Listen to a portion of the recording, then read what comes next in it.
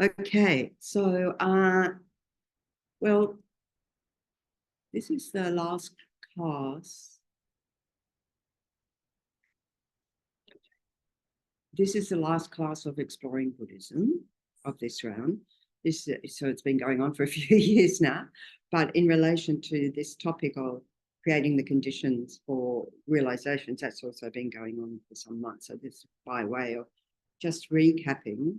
So yes, it is the last class for January, but it's the last class of over the past few years of all the modules of Exploring Buddhism. So, you know, over the past number of months, we've been looking at ways of creating the different conditions that are favorable to gaining realizations, that support us gaining realizations, generating those in our mind. So just to summarize some main points to keep in mind, to periodically come back to these again and again, to refresh our understanding, to deepen our understanding, to remind ourselves what it takes to gain realizations and what order and so forth. So first of all, we looked at the nature of a realization, a path, so that it is a state of mind. So I think path is something you travel along, but it's a state of mind that clearly and correctly knows its object. So that, when we say realization, it's synonymous with that clearly and correctly knows its object. And we look, of course, when we look into the topic of emptiness, we realize that most of the time we are mistaken in that. That in terms of a conventional truth is also called a false truth, in that what we see is sort of not what we get. A way things appear is not how they exist. And maybe because it's not what we get, our expectations are disappointed and then suffering arises. Okay. So we need to profoundly shift our perspective away from that so that we are able to see things as they are. That things exist is not to be refuted. How they exist is to be challenged in our mental continuum of how the mind perceives them to exist. So to leave aside or to strip away all the misconceptions or the confusions we have, all the mistaken minds we have, all the elaborations and hallucinations we have, all those misconceptions that we've been grasping onto that create suffering for us. And the most innate, the most fundamental of that is grasping at this inherent, permanent, self-existent self, right? That, whilst ever we're in samsara, we could say is a cause for samsara, our suffering. So the idea of gaining realizations is that progressively we're going to reduce suffering. We don't want suffering. Nobody says, oh, please bring me some more suffering. Suffering by identifying and abandoning the causes of that, our karma and afflicted states of mind, delusions, so that we either progress towards the goal of individual liberation, which we call nirvana, or enlightenment. And that is guided by either our mind of renunciation, our motivation of renunciation, or bodhicitta. So in terms of liberation, so we have a presentation on the 5 paths. So to enter the path of accumulation is uncontrived renunciation, which means day and night, even in your dreams, every second, there's not even one moment of being caught up in worldly concerns, in the meaningless affairs of this life, not even one nanosecond of that. So it's a high bar already, isn't it? To have that uncontrived renunciation that says, that always seeking liberation, always seeking freedom from the afflictions, freedom from suffering. And then entering the Mahayana path of accumulation, the first of the 5 paths,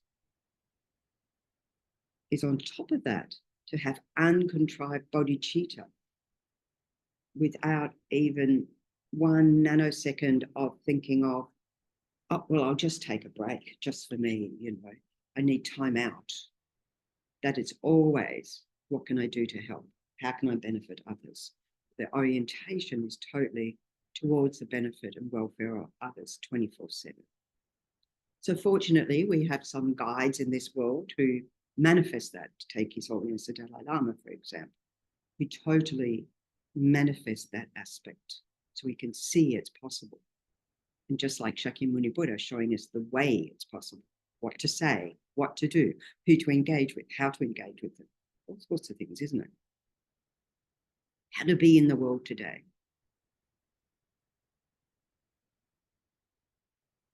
And we might say to some level, we connect with that in terms of His Holiness the Dalai Lama, and many other levels we don't.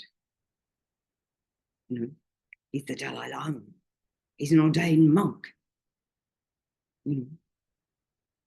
He has greater power. He has greater infinite compassion and wisdom and all these things that I don't have. We do. We do have. It's a matter of our faith in ourselves and cultivating those more and more because we know we can. Because we know we can. And knowing that we can, we must. I always think this precious human rebirth, all the conditions I have now, it's not going to get any better than this. We are not going to have better conditions for progressing on the path to enlightenment. We worked hard in many, many lifetimes to gain the conditions we have right now. And if we find it difficult now, that is the path. Because if it was easy, we would have done it eons ago. But we are determined, because we've had that determination in the past. We know it works, and even whatever we can remember from this life, in terms of hearing teachings and reflecting on the teachings, meditating on those, even the incremental steps that we make, we can say they are realizations. When we say there's no other path, that's a realization, isn't it? There's no other way. We've eliminated all the other ways. We're not still looking around for, well, there must be something better out there. There must be some quicker way. As people have often said to Dalai Lama, of course, when they've said that to Dalai Lama, I remember one time he just sort of cried. He cried. It's almost like, you're joking, aren't you? Do you know what it really takes? Huge perseverance. There's no shortcut. Although, as Lama Yeshe said, there is a jet plane to enlightenment, and that's Tantra. So, and that is true. As we progress along the paths, bodhisattva path and paths and grounds, you still have to complete Tantra to actually have the full enlightenment of a Buddha. So it is true. So then we looked at the steps, that we take to generate the methods that we take. So we looked at this in terms of study. Of course, the Dalai Lama is always study, particularly in the Gelugpa tradition, we have that. But in all traditions, we have that. Study, listening to the teachings, listening online, reading teachings, commentaries, so forth. Yes, it's gaining new information, new knowledge, new perspectives, really, about the Buddha's path to liberation, new ways of seeing, new nuances of those ways. So hearing the words in a different way, hearing it expressed in a different way, using different examples that just might click with us. We go, aha. That aha, we can say, is a mini realization. I got it.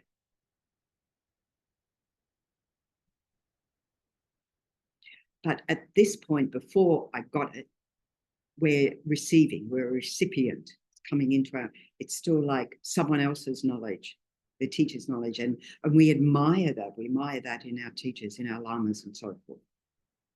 And that's why we want the teachings. We crave that. We want what they've got. But it's still like more in their minds than in our own, isn't it? We haven't yet digested it or assimilated it, even You know, you walk out the door and going, that was so good. What was it? I don't know, but it was good. Yes.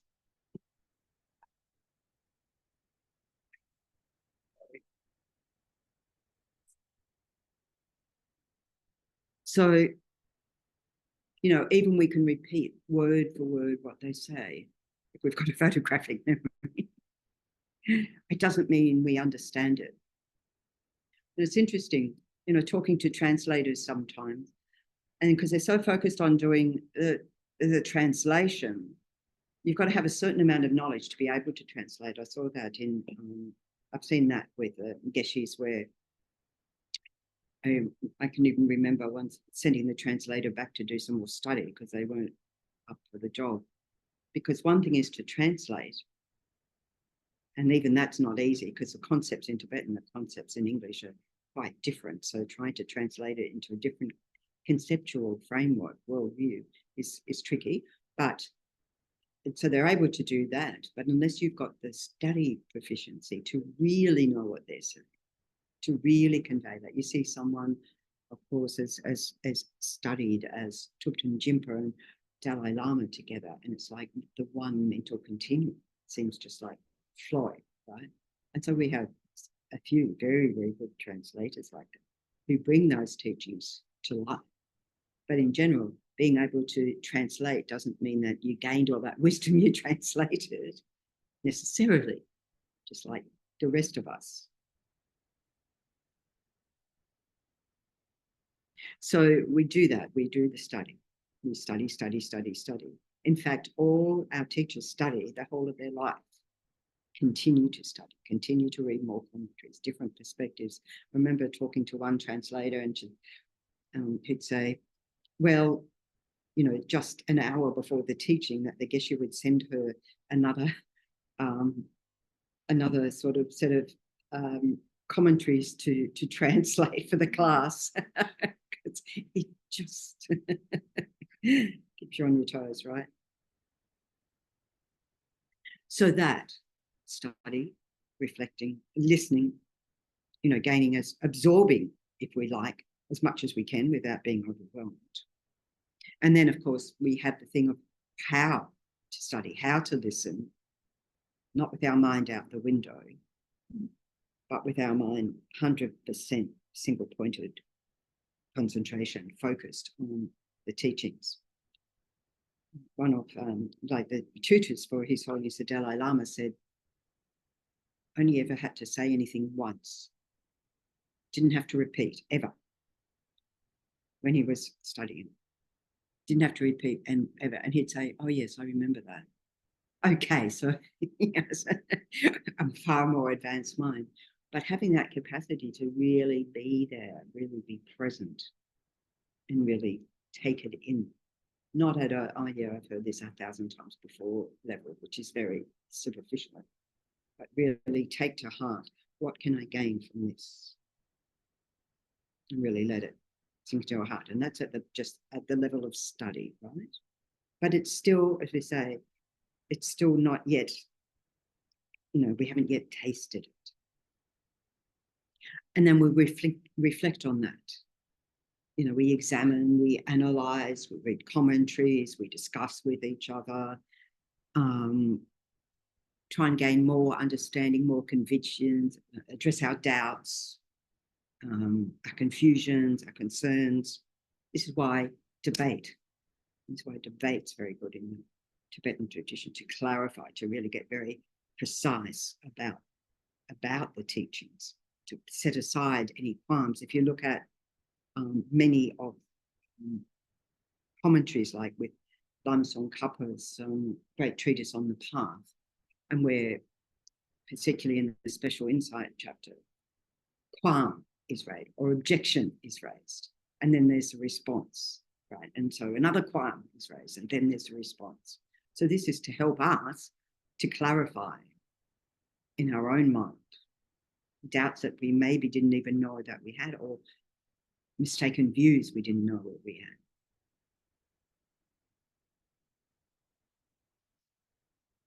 So breaking down the information, the teachings and so forth, and assimilating it in the light of our own experience, our own worldview, our own understanding, I could say.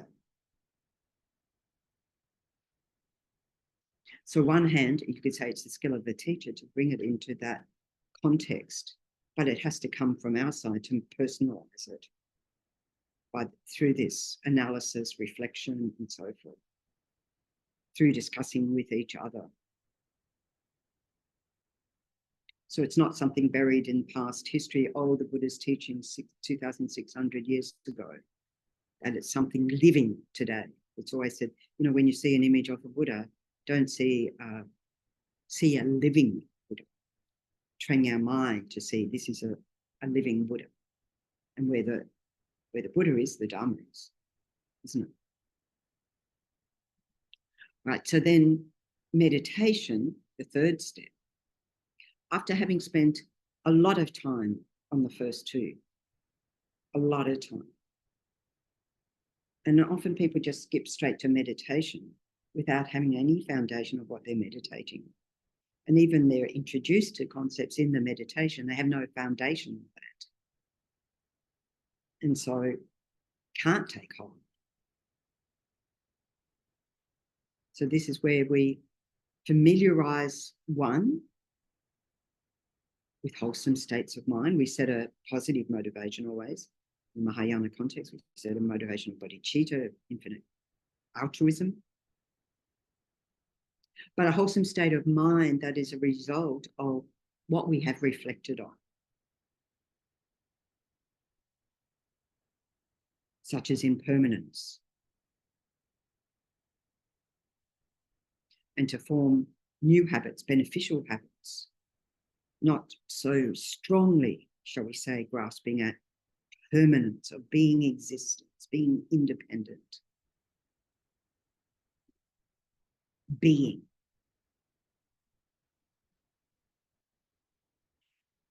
And ultimately, by meditating over and over and over and over and over and over and over and over again and again and again, of integrating that into our own mental continuum, our own view, so that each time that we have a taste, let's say we're meditating on impermanence, and we have a real taste of that experientially, and pause our mind there, hold our mind there, to deepen that experience, to let it take a stronger hold in our mental continuum, such that we don't forget it the minute we walk out the door. At least that we have that taste of it.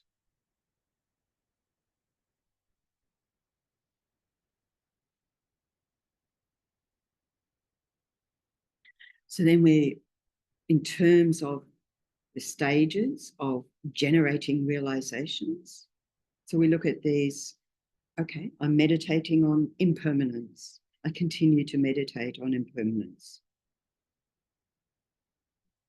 So first of all, I become proficient at that. I know the points to look at. I know what to reflect on. This is an effective way to reflect and meditate on that. This has some meaning for me. This has some taste.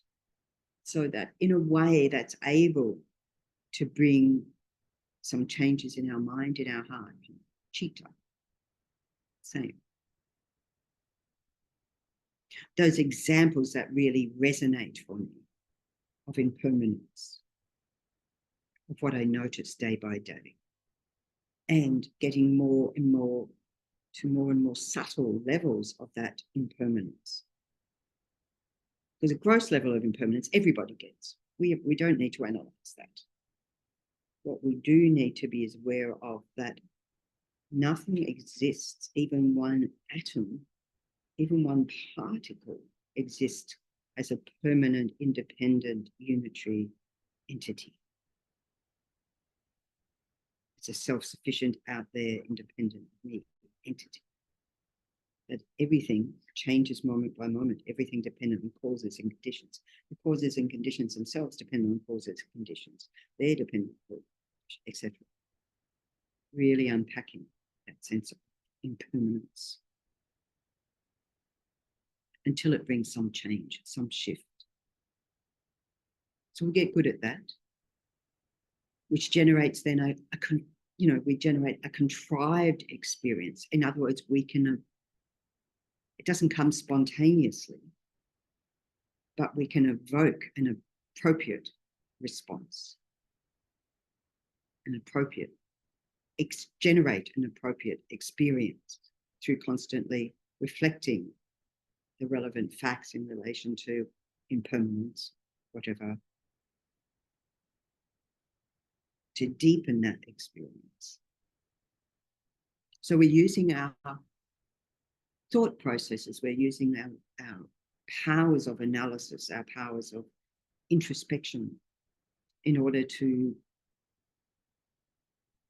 get to more and more subtle levels, taking the example of impermanence here.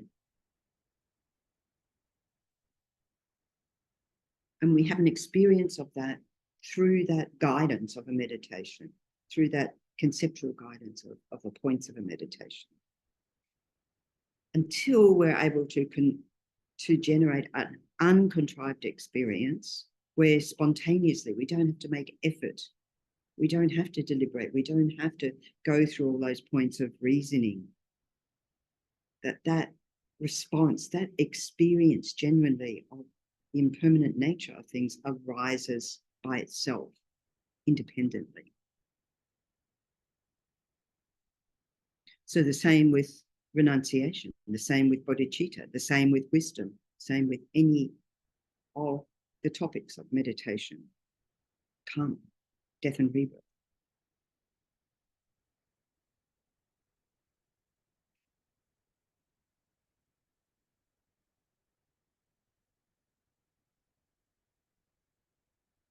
So that's the process.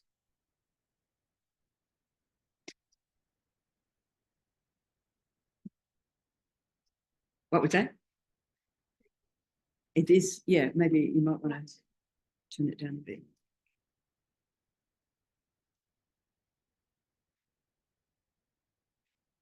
Okay, so some time ago, we talked about the 6 practices that we do before a meditation session.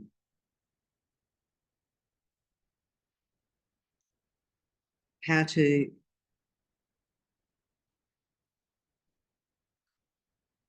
see the absence of sound and movement. Let that experience sink in. Exquisite, isn't it?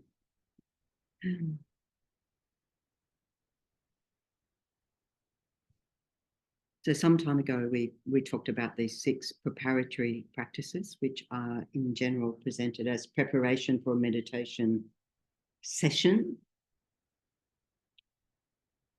that we do on a daily basis. So cleaning well, the place of practice, so whether that be the altar, the room, even you think it's clean, it's the actual process of that, like, the monk who couldn't remember, 2-syllable mantra, and he'd forget, by the time he got to the 2nd syllable, you get the first bit.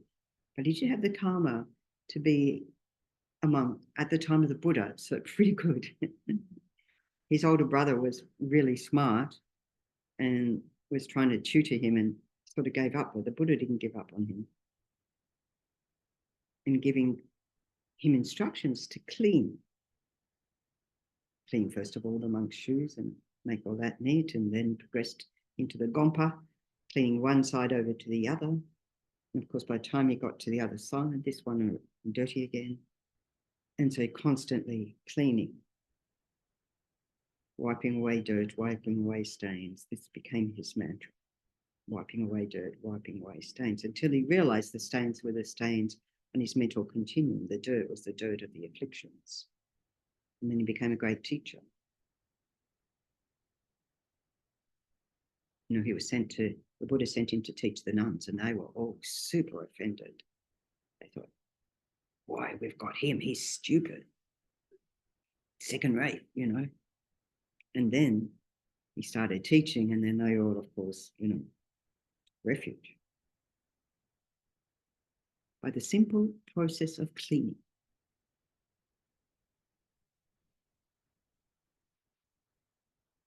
So we do the cleaning, we arrange our objects of our refuge devotion, statues, texts, stupa representation, body, speech, and mind of the Buddha. And you might say, but I've already done all that. Yes, you have, but we still clean.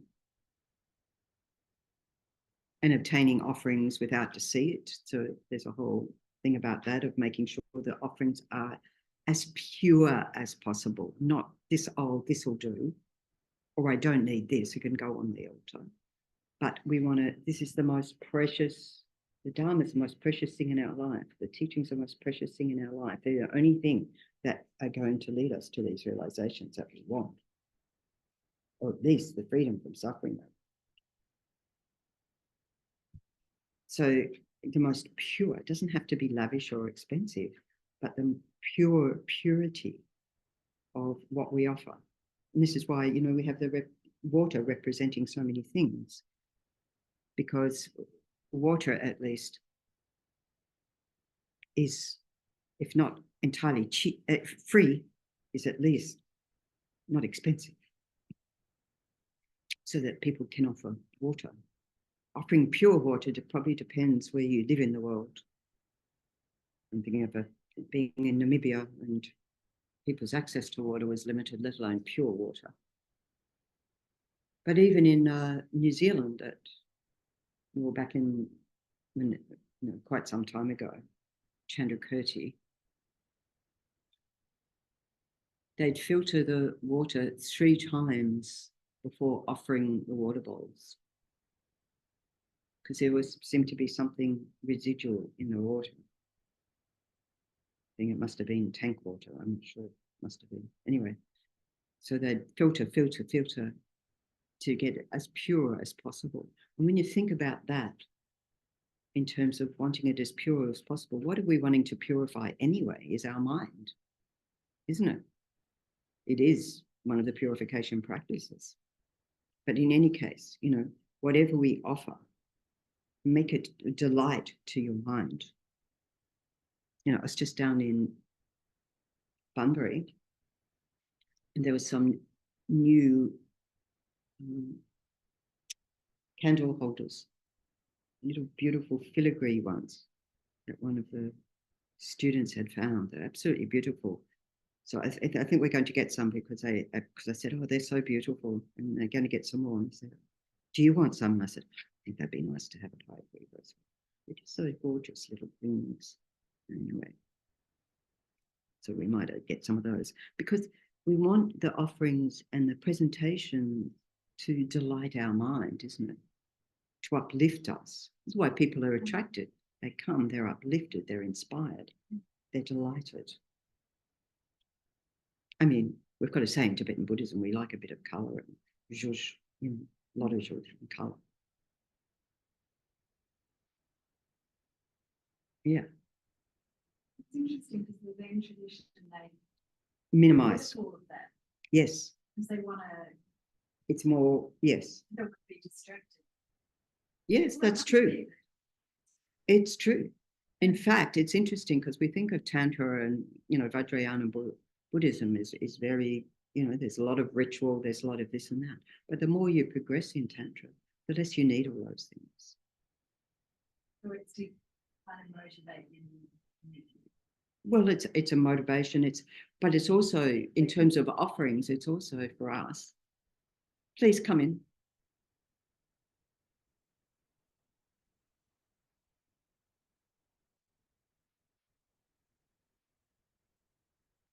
It's also an act of generosity on our part, you know, offering purely from our hearts, offering the best.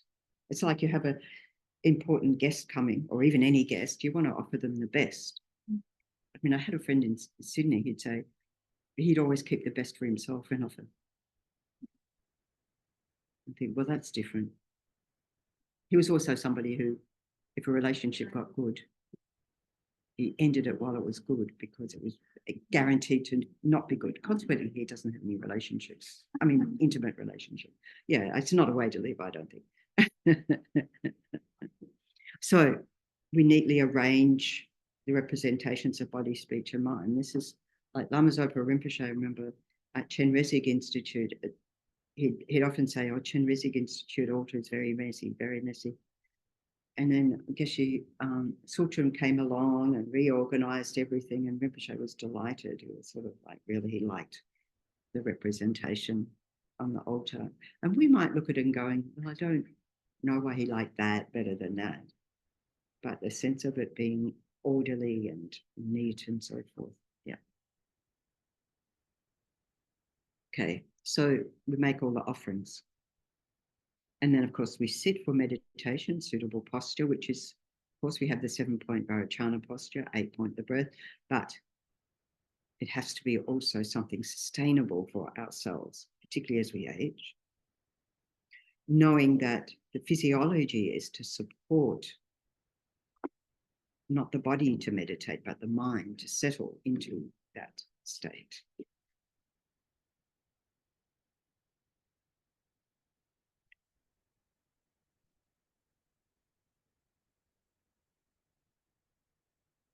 Good morning. Is it a special time? Special day? Special day? Oh, yeah. That's my mom's. My mom's 108th day. She passed away. Okay. So Oh, okay. So every Friday we come here. Beautiful. Yeah. Yeah. Last time you had flowers. Yeah. Yeah. Lovely. Okay. Sorry, we disturbed you all. You're not disturbing at all. Please continue.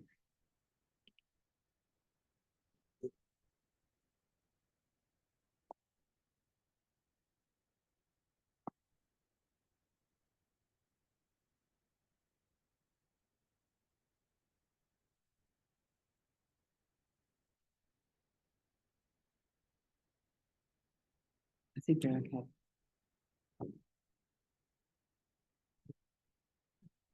Okay, making offerings. Thank you, just right on cue. Sitting in a suitable posture. And then, of course, we go for refuge. We generate a motivation of bodhicitta. And however long that takes for us to really feel that we've generated a genuine bodhicitta motivation.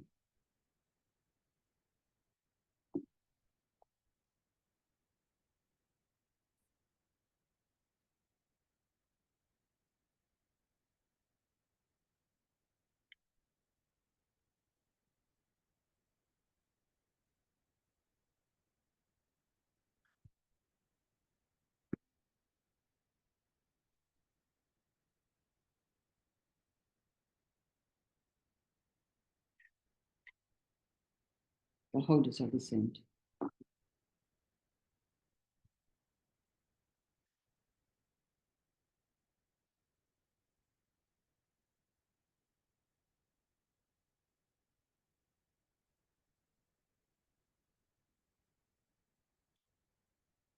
Okay, so we're sitting in meditation, we're sitting, generating bodhicitta, refuge and bodhicitta, and visualizing the merit field of our spiritual teachers. So here, we have the elaborate merit field up here of Lama Tsongkhapa. We can visualize all the lineages, at least the clusters around Maitreya Buddha to the right and Manjushri to the left, at least thinking bodhicitta, wisdom, the union of that in the middle with our own guru or gurus, inseparable from the Buddha, inseparable from Lama Tsongkhapa, inseparable from Chenrezig, Manjushri, Vajrapani.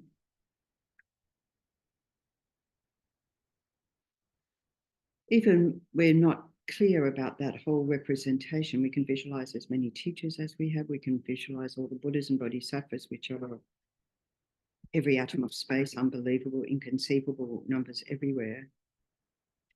And the more vast, the more accumulation of merit we have from that. The more spacious and vast it makes our mind.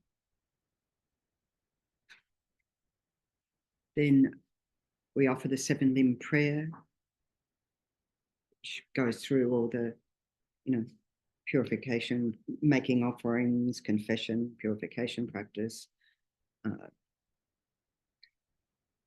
then accumulating merit, requesting our gurus to remain and teach, rejoicing, dedicating, so forth, and offering mandala, requesting realizations. So the offering of mandalas, which we also know is one of the other preliminary practices, Ngondro, when it's for accumulating merit, but of course when at the early days of FPMT, where Lama Zopa Rinpoche said, Harvey Horrocks, who was one of the, he's still around. Harvey was one of the people setting up Institute Lama Tsongkhapa. He had so many mandala offerings that Lama Zopa Rinpoche said that the flourishing of FPMT was due to Harvey's mandala offerings.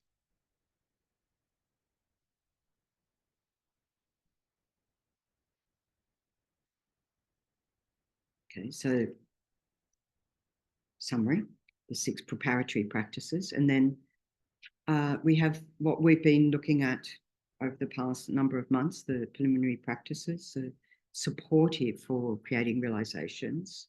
So the Ngondro Preliminary Practices, 100,000 we've been going through, the foundational ones of going for refuge and generating bodhicitta motivation.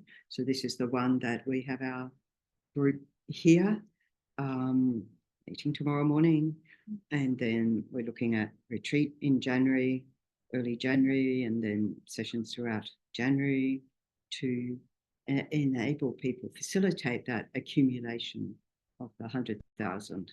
Of course, we say 100,000 plus 10% for each of these, but at least, to be able to establish the conditions for that. And of course, we've been inspired by Geshe Zopa introducing these Ngondro over East, and then, of course, we'll be subsequently presenting that here as well. Having the opportunity to do 5 years of Ngondro in a way that's guided, that our practice is guided by, sort of a genuine, highly realized Lama. And then the Ngondro, different ones for purification of obscurations, prostrations to the 35 Buddhas. We have Tashi demonstrating doing those here and offered the opportunity for people to join here on Tuesday evenings. I believe people haven't joined him. He could equally just do it home, because it's him and his family doing, but to try and inspire us. And it's so, we have all the conditions, and yet so hard for us to even get started, it would seem, isn't it? I mean, let's face reality. It's hard to get started. And once we start, it's hard to continue to maintain that continuity so that we actually do the accumulation by doing it on a daily basis. We have Vajrasattva practice. We have it at least here in general once a month to again inspire people to engage in that practice. And we're having the Easter retreat in Vajrasattva. All it took was one request, and it's happening. Yeah. And then we have the Samaya Vajra practice, which is in particularly, of course, you could say they are, but specifically in relation to purifying any broken commitments, negative thoughts or actions in relation to our gurus. And even we can't think of anything we've done like that in this lifetime, we have done everything countless lifetimes. So Samaya Vajra practice, it's a nice thing to top and tail the day. Samaya Vajra in the morning, Vajrasattva in the evening. And we have all these practices available to us. And then the burnt offering of Vajradhaka, Dorje Kadra, we would know possibly better as that, where this is working at more subtle levels of purification. So the you know, for example, prostrations and Vajrasattva say to be more working at the coarser levels, and then we purify more and more and more.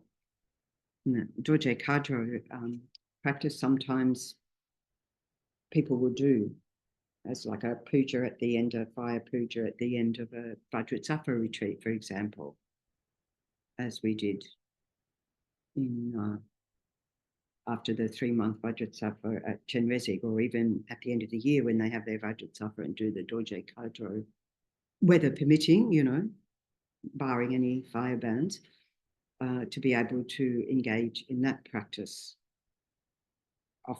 making offerings to Vajradhaka.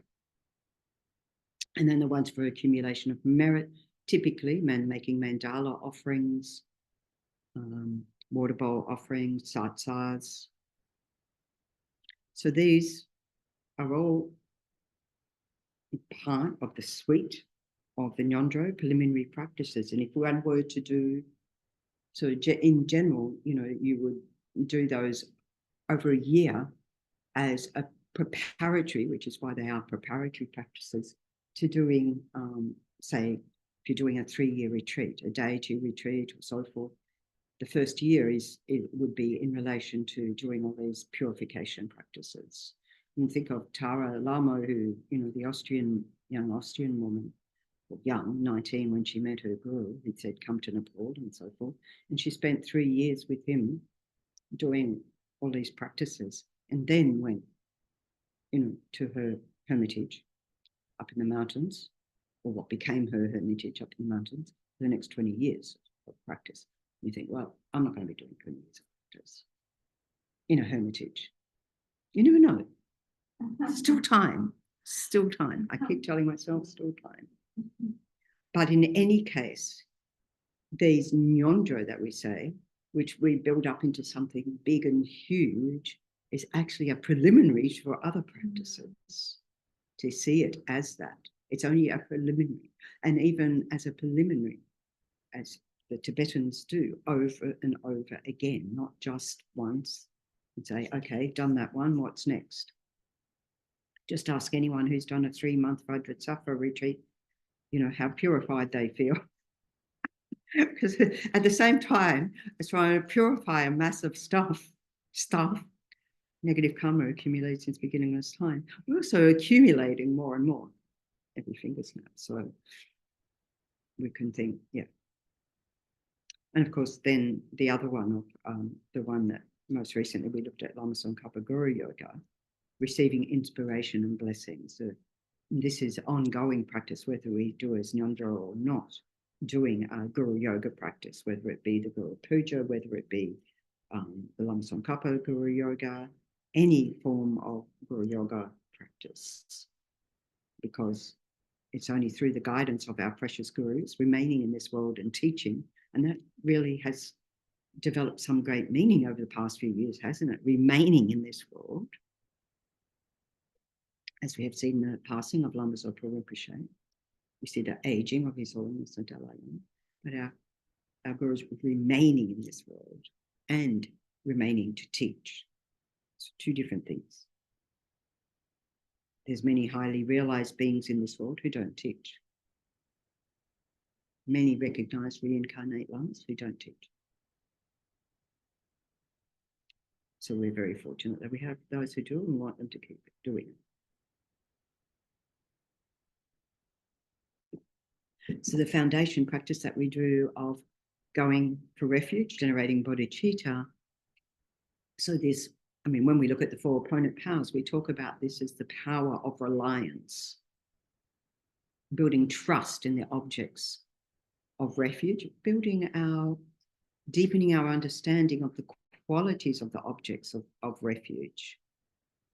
So nurture that quality of trust, emphasizing that reliance on Buddha Dharma Sangha, a feeling of safety, a feeling of security, a feeling of, you know, I don't know, they've got my back. I mean, I'm sitting here going, they've got my back here on the altar.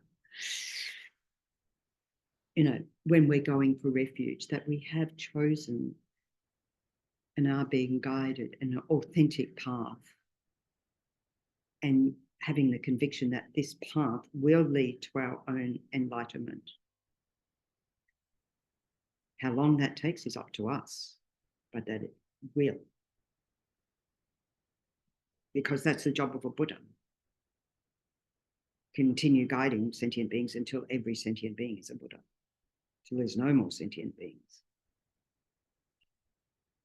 And then generating bodhicitta, altruistic motivation, aspiring for enlightenment in order to work for the world for all sentient beings. We say this so much, don't we?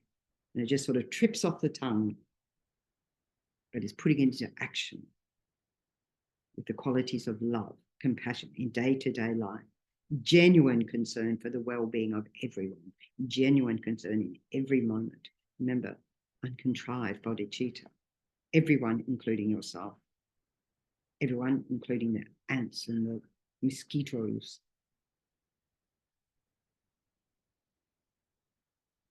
Genuine altruism. And the power of that in this world at this time is only getting more and more and more and more. I'm not saying it doesn't exist in the world. I'm just saying that there's a lot of counter forces. There's a lot of counter, what do we call, noise. So the simplest act of caring concern, of love, a gesture, a smile, genuine wish to connect with others is profound. That genuine connection is profound, heart connection.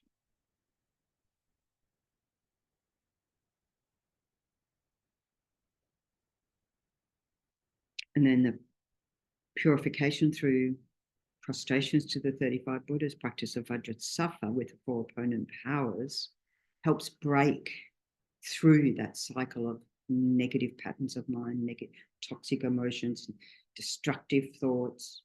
Think that the very first conference in the early 80s, the Dalai Lama had with the Mind and Life Institute, scientists of the mind. The very first, what did he prioritize? Dealing with destructive emotions. That was number 1, dealing with destructive emotions. Anything that disturbs our mental quiescence, our peace of mind we all crave for, is a destructive emotion by nature. So breaking through that, breaking through our patterns, our tendencies to do that again and again and again and again, so that it weakens the control they have on our mind. And at the same time, having the conviction that we are able to purify, even eliminate the past negative karma, and to weaken the impact of that on our mind right now. We have to have that conviction as we engage in that practice, that we are able to purify, that we are purifying, and that the greater that we have that conviction, the greater we have that reliance, the greater we engage in that practice, the greater regret we have, the greater determination to not engage in that again. It's like, let it stop here. Let it stop with me. Let this go no further. Have the remedy. Apply the remedy with great energy and watch the transformation of the mind. So many of us have engaged in Vajrasattva practice maybe for decades, and think what transformation of mind has occurred. What lessening of negative tendencies in the mind has occurred. Not, yes, in the speech and yes, in the action, but in the mind. What do we have less tendency towards? Maybe we haven't eliminated completely. Be realistic while we're in samsara. But what have we lessened the tendency towards? What have we created a gap, realizing there's a choice? It's a choice even at the level of thought. to continue down that track or to go down a different path. We have that choice in every moment. While it's still quite subtle, it hasn't yet hijacked our mind. But then it's too late. But while it's very, very subtle, we can breathe into that space. We can bring our wisdom mind, the mind of experience, into that space and say, I'm going down a different path.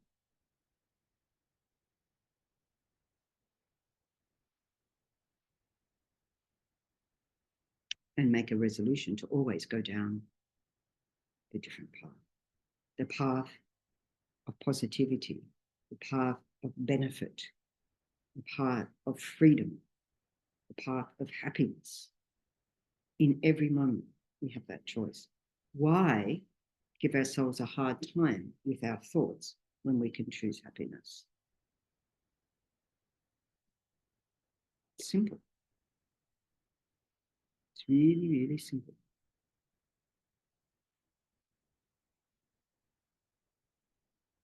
And then at the heart of our practice of purification is forgiveness. I don't think we emphasize enough the quality of forgiveness, seeking the forgiveness of others for what we have done as soon as possible. As soon as possible. Apologize as soon as even that second. Apologize. If we engage in a regrettable emotional episode, straight away, apologize. Straight away. Because why? We're creating more and more negative karma every moment that we don't. Every moment that we refuse to apologize because they did X, Y, Z to me. Who cares? Who really cares? And by the way, what did I do to them? If not this life, past lives. Forgiveness. Forgiving ourselves for our mistakes. We beat ourselves up ridiculously, giving ourselves a hard time. Spilt guilt.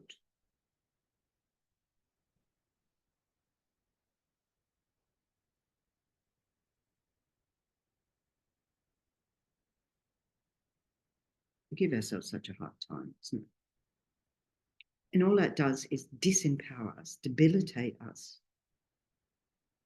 The laziness of, I'm no good, I can't, so there I won't.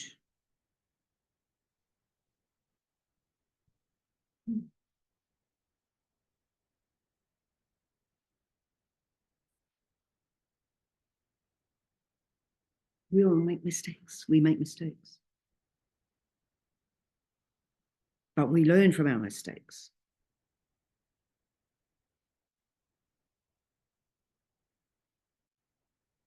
We learn what can go wrong when we make mistakes. We learn the consequences we don't want to experience. And we pick ourselves up, dust ourselves off, set ourselves on the right track. So it's not guilt, it's action. Regret is an action step. I stuffed up. Okay. Done my purification practice. Now go down the right path. And for us to forgive those who've harmed us, not holding on to that grudge forever and a day. Carrying it like a sack on our back, a burden.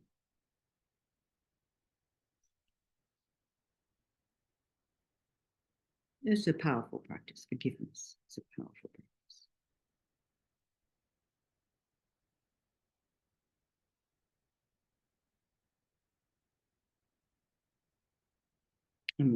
The words of Jesus Christ coming back to me. Forgive them, Father, for they know not what they're doing. It's like, yeah, we don't know what we're doing. We make mistakes. Forgive ourselves. Forgive others. They don't know what they're doing. They don't know what they're doing. Even though thinking one way, I'm gaining power, I'm gaining control, and they're totally out of control in their gaining of control, which they've got no control over whatsoever, and creating such massive negative karma. You can only have compassion. You can only have that mind of compassion towards them. And as His Holiness the Dalai Lama said about the leaders of China, may compassion arise in the minds of the leaders. So we can think about this about our world leaders. May compassion arise in their mind, not may they have compassion. They have compassion, but may it actually manifest in their mind. Because if it manifests in their mind, they're going to act very differently. But at least let it manifest in my mind.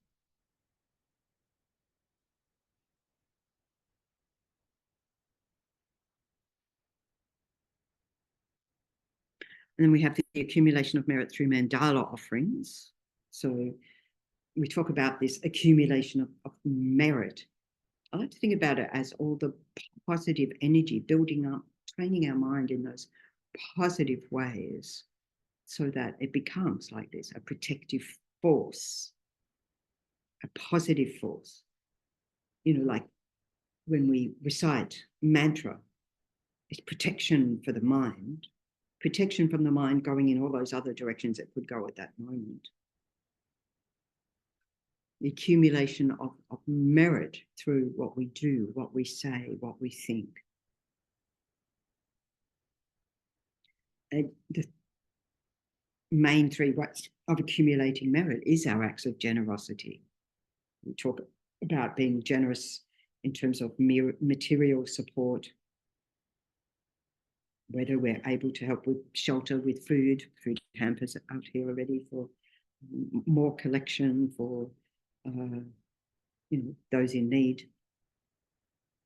Medicine, giving medicine, one of the Dharma students over in Chenrezig Institute decided one year, she'd been talking with Geshe Sopa, I think, and he mentioned about, and I remember this from going to Nepal, every time I'd go, this monk would say, could you take these vitamins for my family?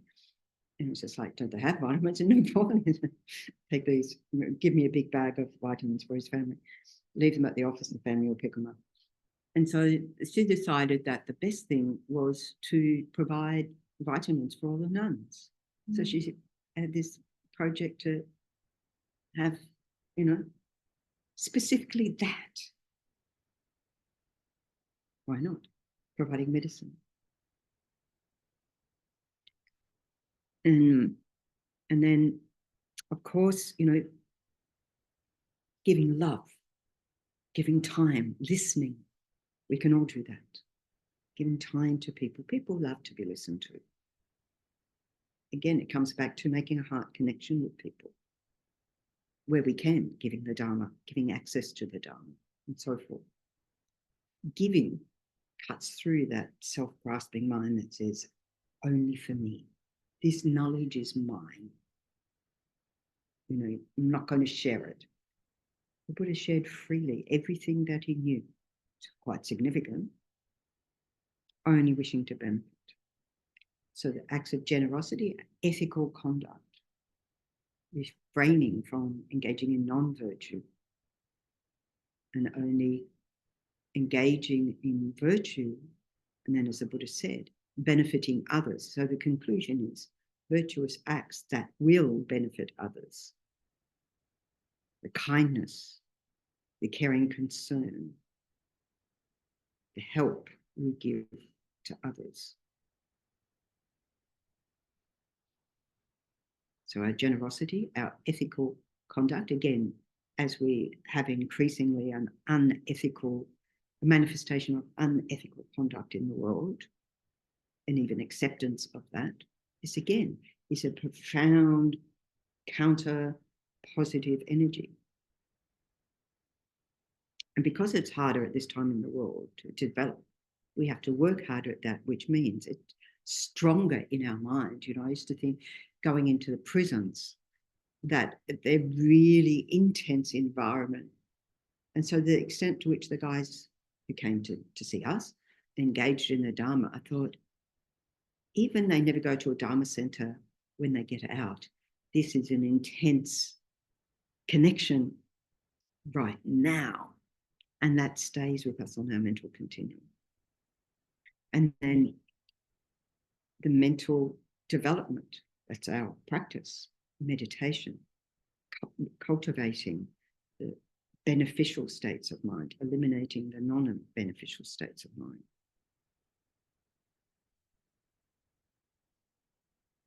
Particularly in the context of vows, any virtuous act we engage in, of course, with a wholesome, beneficial meditation, creates merit. In other words, accumulates more and more. It's sort of like of the same.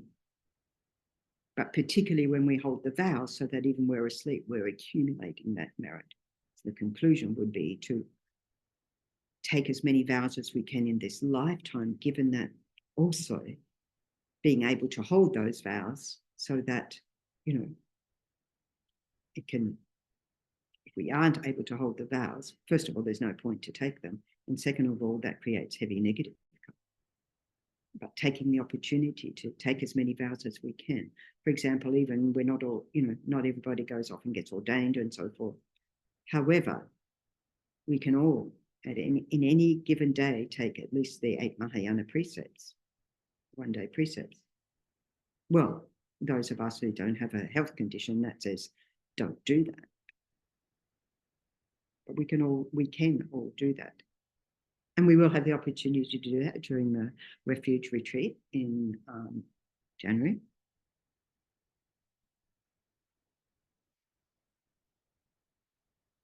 And then the Guru Yoga to receive inspiration, transformative experience that uplifts our minds. This is why, you know, we run to the Dalai Lama or, you know, sort of lamas that inspire us, that we need that uplift of our mind just by their very presence, isn't it?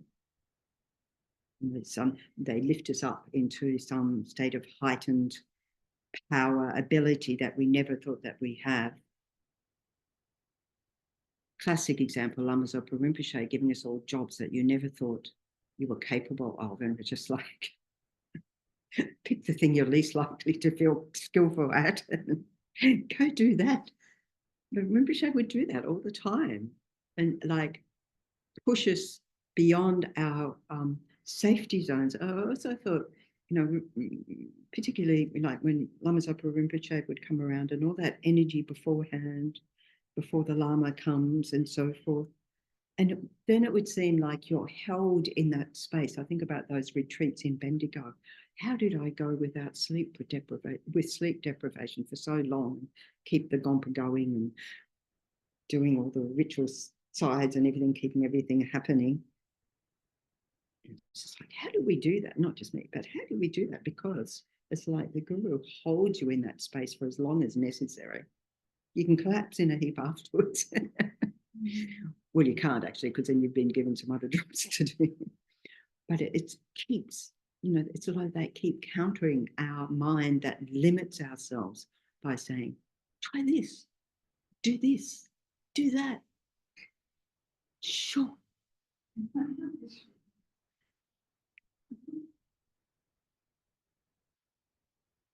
But it does, it really does. And by their own, from their own side, really inspiring us. Really inspiring us. It's like, even though the Buddha said, I can't implant my realizations into your mental continuum, it's like they open our minds to the possibility of attaining that, to enhancing our ability, our power, and gaining realizations in their very presence. I think Lama Zopa Rinpoche had a particular way of teaching until all your resistances were worn down, and then things would go. He'd sort of get you into this meditative state, you know, where sort of like the resistances are gone, and if you're still in the room, the teachings come. There are many stories about that, you know, so-and-so left, and so, you know, people left. Rinpoche didn't care if there was like, you know, okay, there's only one person left, I'll keep teaching. I don't think there was ever only one person left, but, you know, people leave, and it's just like, yeah, keep teaching, because it's like, well, if you're still here through all of that, and it's like he's prepared your mind to receive the teachings in a very, very palpable way, a way that can generate realizations.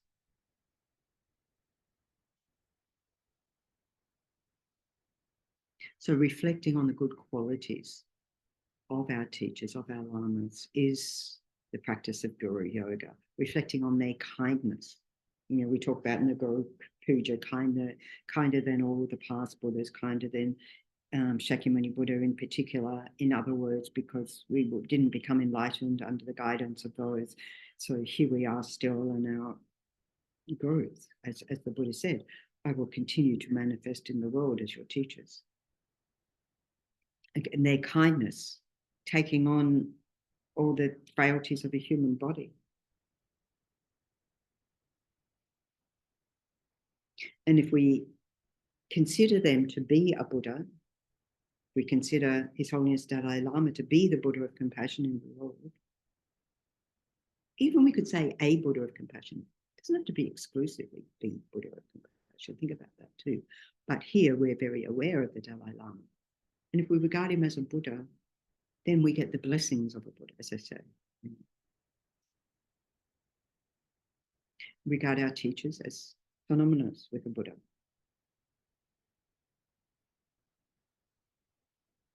As His Holiness says, at least this, I'm an emissary of the Buddha Chenrezig. Good enough. So then, by doing so, training our mind like that in faith in the good qualities, while not looking for faults. We don't look for faults, because looking for faults is an ordinary mind, is a conventional mind that looks for ordinariness. And you're looking for ordinariness in the extraordinary. It's unfindable.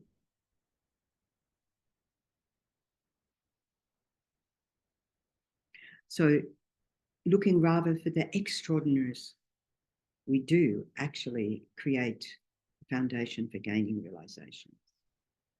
Because I'm engaging with them, not because I want to hang out and be a good friend, because I want to gain the realizations that they have.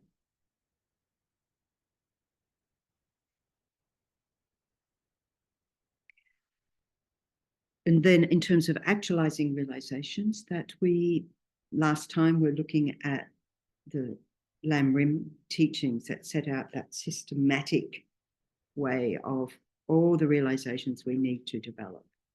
Start here, continue on through study, reflecting, meditating on the different topics the Buddha taught. Most importantly, the union of calm abiding and special insight. So those aha moments, pause, allow them to sink into our mental continuum in a mind that is calm and can abide in that state. So it's like it can lengthen the impact of that realization, but also the interrogation of the analytical mind of the topics until we gain this union in the one mind, not toggling backwards and forwards from one to the other, but realizing directly, perceptually, non-conceptually now, not needing the analysis anymore, non-conceptually, emptiness or selflessness, having that realization. And sometimes we have some hint of that, and it's sort of fleeting and it's gone before, we can grab hold. I mean, trying to grab hold is counterproductive because that's too coarse a mind. But we work towards that more and more. And so that realization being the first, we say, supramundane realization. So in these paths and grounds, the path of accumulation then leads to the path of preparation, which has 4 parts. And the last part of that is supramundane dharma. And then the next moment becomes the path of seeing, which is the first supramundane realization, supramundane, beyond worldly, beyond samsara, in the sense, or at least beyond worldly. Seeing directly selflessness, emptiness for the first time, you cannot unsee. You cannot go back from there. Your mind is transformed forever. And of course, path of meditation to enhance, to expand on that realization. So this realization, the path of seeing, when you actually see reality as it is, non-conceptually, not having to use analysis and reasoning for the logic of that, which we need to get there. So this is also called the fruit of a stream enterer. You've entered the stream irreversibly, the stream that will lead to your own enlightenment. There's no going back. So no going back, and progress more and more on the path to enlightenment. So it's the whole path. Questions, comments, queries?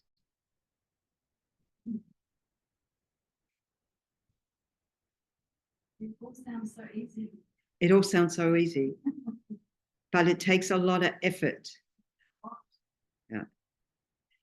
So recommended practices is the preliminary practices. We've gone through them all.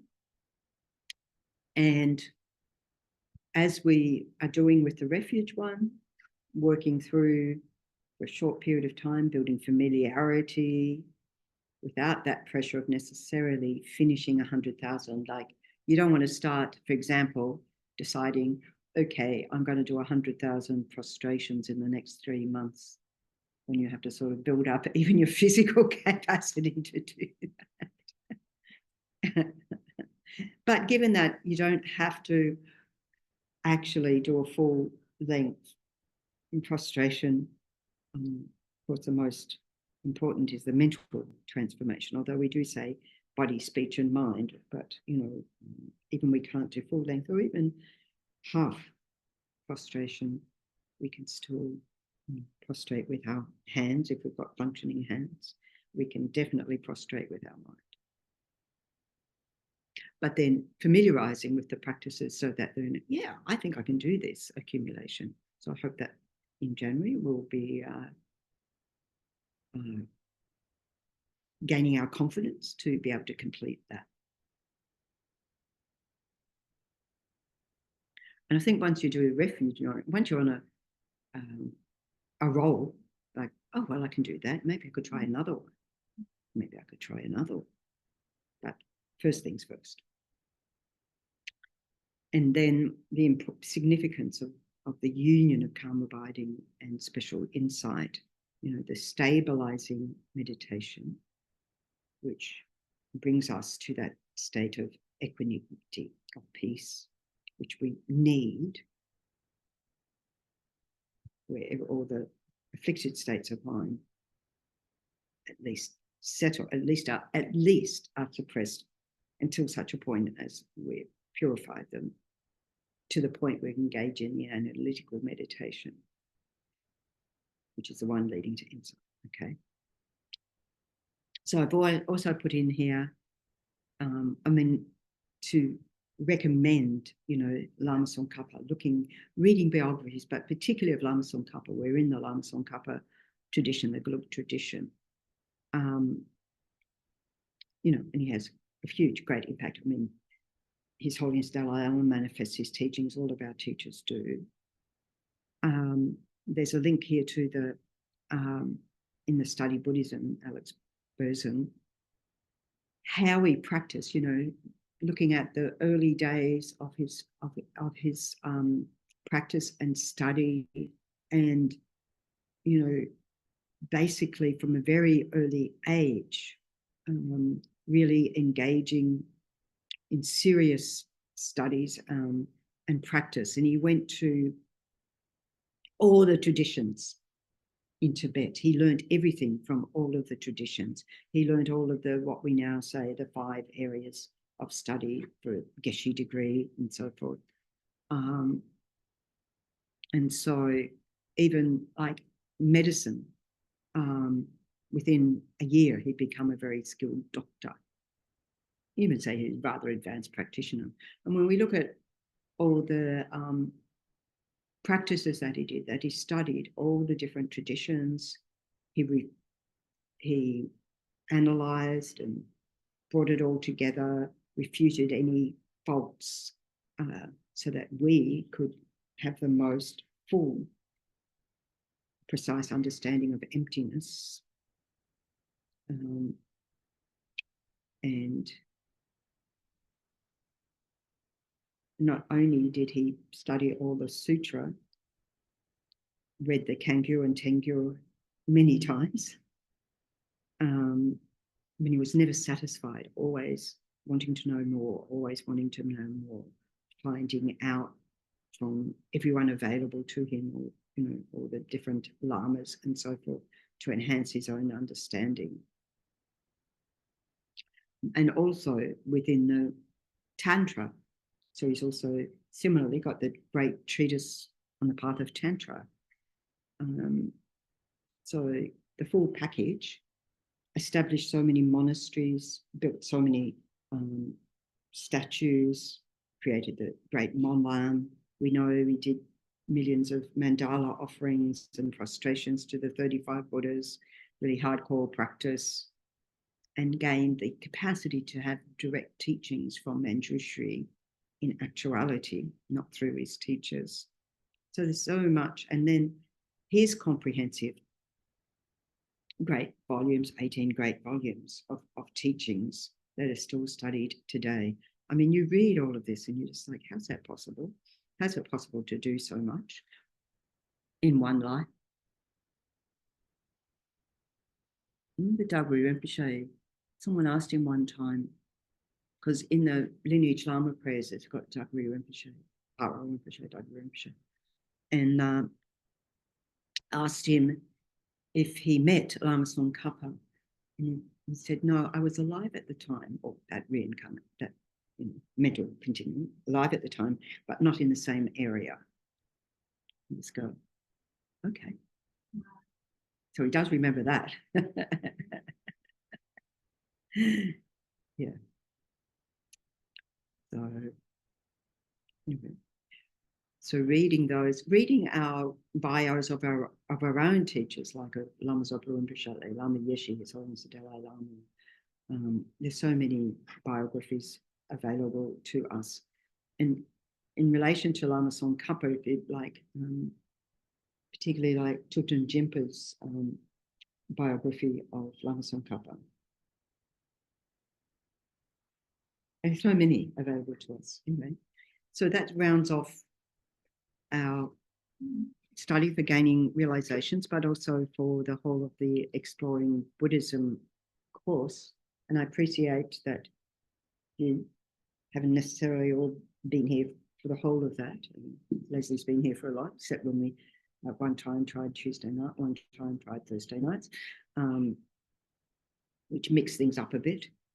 But I hope you appreciate and benefit from all of this and put it into practice.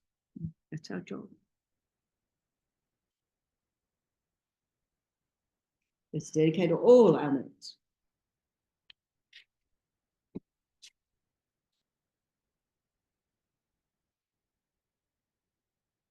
Miradi no jura lama sange rugyune no vachi kyama rupa ne sahala rupa sho janchu tsimchu windu she Ma ke pa nange puchi, me pa nyam pa me pa yang gong ne gong du pewa shu. Pray for the long life of His Holiness the Dalai Lama, incomparably kind and supreme Tenzin Gyatso, the wish-granting, wish-fulfilling jewel, source of every single benefit and happiness in this world. May you have a long life and all your holy wishes be spontaneously fulfilled. And a prayer for the swift return of Lama Zopa Rinpoche, peerless teacher and assembly of the children of the victorious one, Shravakas and practical Buddhas, victorious Losang father and sons, along with the lineage masters, all the objects of refuge of infinite lands, please bestow the virtue and goodness of accomplishing this prayer here and now, holding and spreading the Muni's precious and complete teachings. Through explanation and practice, you wore the armor of patience that is never discouraged. Incomparable Venerable Guru, to you I make request, while striving single-pointedly for the sake of the victorious one's teachings, the sole gateway through which all benefit and happiness emerge, and from other living beings, you suddenly departed to peace. What a great loss. Nevertheless, through the undeceiving truth of the blessings of the ocean of the three joys and the great waves of bodhicitta of the children of the victorious ones, may the smile of a reincarnation swiftly beam in glory for fortunate disciples. A long life prayer for Tenzin Usur Rinpoche, Lord of Dharma, who in accordance with the various dispositions of those to be subdued, makes clear in the light of your well-spoken advice the sacred Ganden tradition, essence of Buddha's teachings, foremost and holy Lama, to you for our supreme. We make this prayer of supplication. Lama, please, please live long. Okay, thank you very much.